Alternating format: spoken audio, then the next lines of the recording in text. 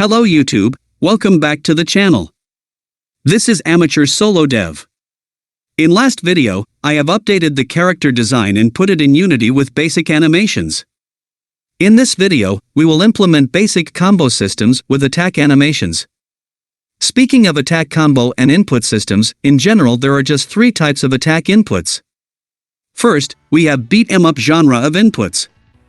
There's usually one button for attack, another for special, and one for jump.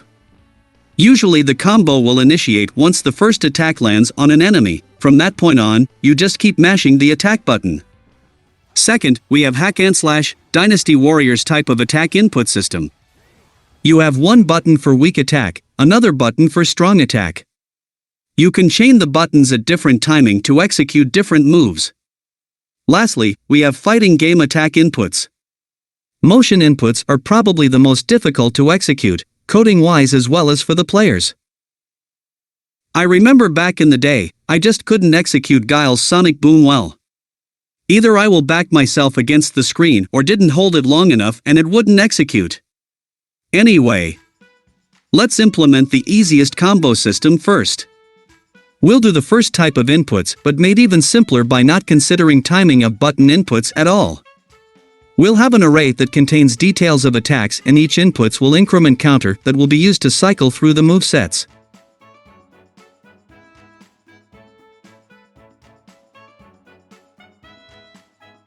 Here's the scriptable object that will contain the attack details. Animation name to refer to the animation that needs to be played. Duration of the action. Attack force or knockback force to be applied when it hits the enemy and damage that it will inflict upon them. And here's the new class that will handle inputs and cycling of attacks. The only timing we are considering here is that inputs will be accepted after current animating finishes. Let's put this in Unity and see if it works. Here, I'm creating the different attack data using the newly created scriptable object.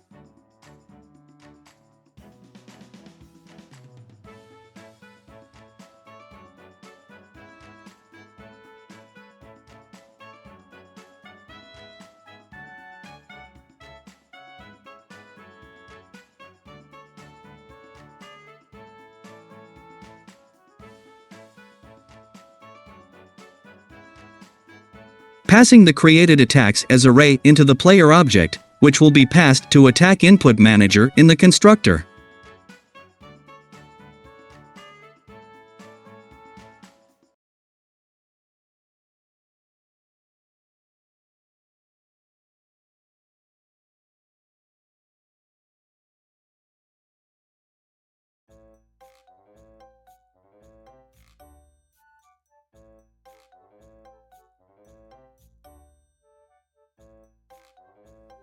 Inputs do work, animation looks little wonky and transitions between the moves are not as smooth, but the code works. There is actually no transition back to idle state, so character will be still after each moves.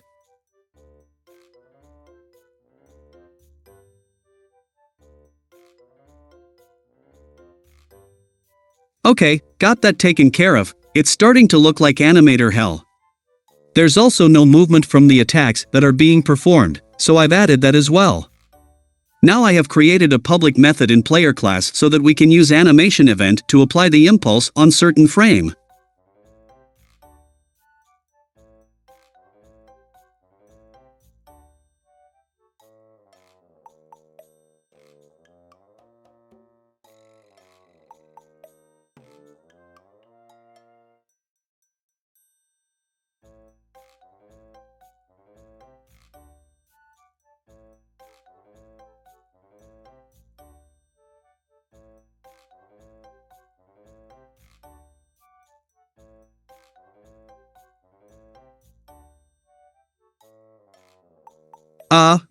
Well, let's solve the first issue.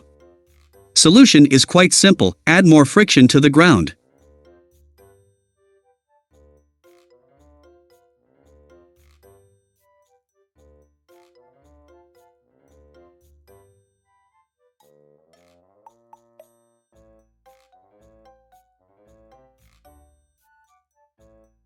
Great, now it's not as slippery as before. and for the impulse always being applied in one direction. We just need to consider the direction the player is facing. Like so. Okay, let's give it a try.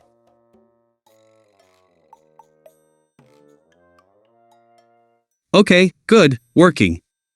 As expected? Well, root cause is simple. There's no ground check and nothing is stopping it from playing the attack animation until character starts falling. Add that onto the pending list of defects that need to be fixed.